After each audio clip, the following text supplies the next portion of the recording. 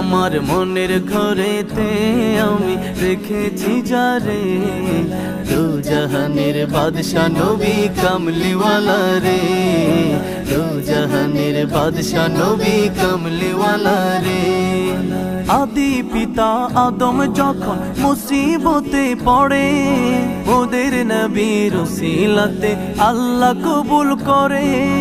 আদি পিতা আদম যখন মুসিবতে পড়ে, ওদের নবীর উসিলাতে আল্লাহ কবুল করে।